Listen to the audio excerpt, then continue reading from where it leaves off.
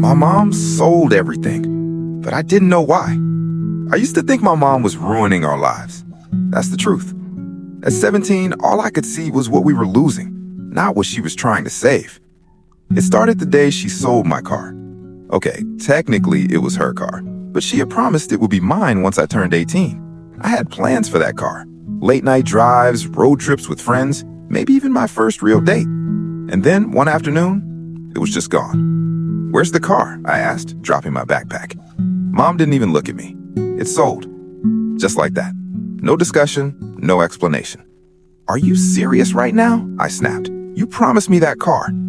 She sighed like she was already tired of the conversation. "I know what I promised. Then why would you sell it?"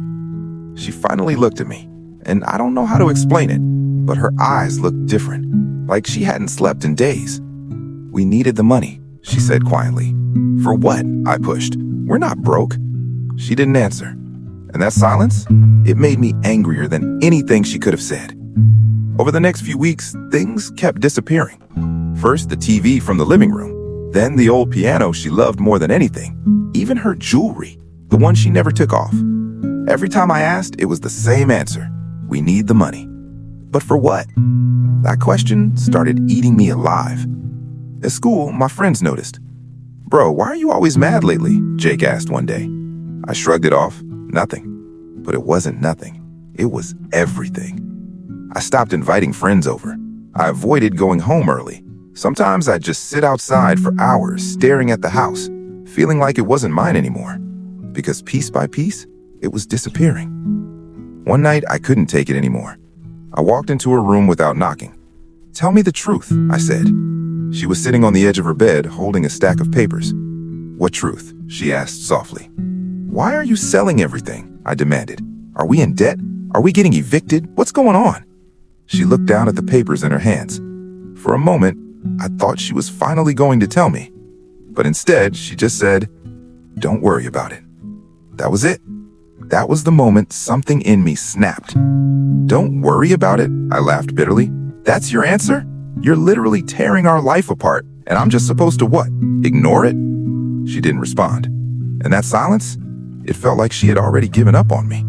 So I stopped trying. I stopped talking to her unless I had to, stopped asking questions. If she didn't care enough to tell me the truth, why should I care? Then came the day she sold the house. Yeah, the house. I came home and saw a sold sign planted in the front yard. I just stood there, staring at it. For a second, I honestly thought it was a mistake. But when I walked inside, the walls were almost empty. Boxes everywhere. That's when I lost it. "You sold the house?" I yelled. She walked out of the kitchen, calm as ever. "We're moving," she said. "Where?" I shouted. "To a smaller place." "Why are you doing this?" My voice cracked. "Why won't you just tell me the truth?" She looked at me again. That same tired look. And then she said something I'll never forget.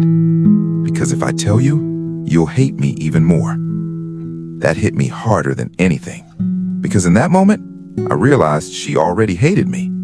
And maybe she wasn't wrong. We moved into a small apartment across town. No backyard, no garage, no space. It didn't feel like home. It felt temporary, like we were just passing through someone else's life. Days turned into weeks, weeks turned into months, and still, she never explained anything. Then one night, everything changed. I got a call from an unknown number. "Hello? Hi, is this Daniel?" A woman asked. "Yeah, who's this?" "This is St. Mary's Hospital." My heart dropped. "Is this about my mom?" There was a pause. "Yes." I don't even remember the drive there. All I remember is the feeling, that same sinking feeling, but worse.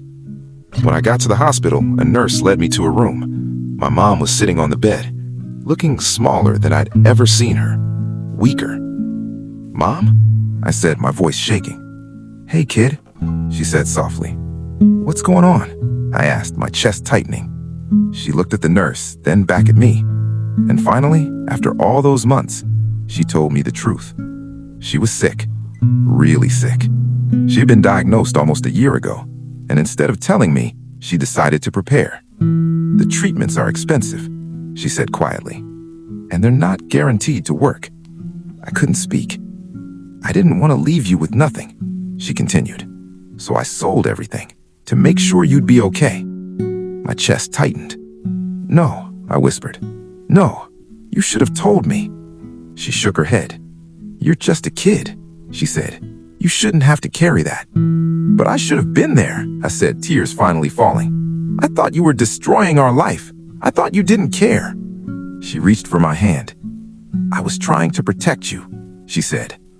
All those moments, all those arguments, all that anger, it hit me all at once. She wasn't taking things away from me. She was giving me a future. I'm so sorry, I said, breaking down. I thought you were giving up on us. She squeezed my hand weakly. I never gave up on you. Not once. That night changed everything. I didn't see the small apartment the same way anymore. I didn't see the empty rooms as loss. I saw them as sacrifice, as love in its rawest form. My mom didn't sell everything because she stopped caring.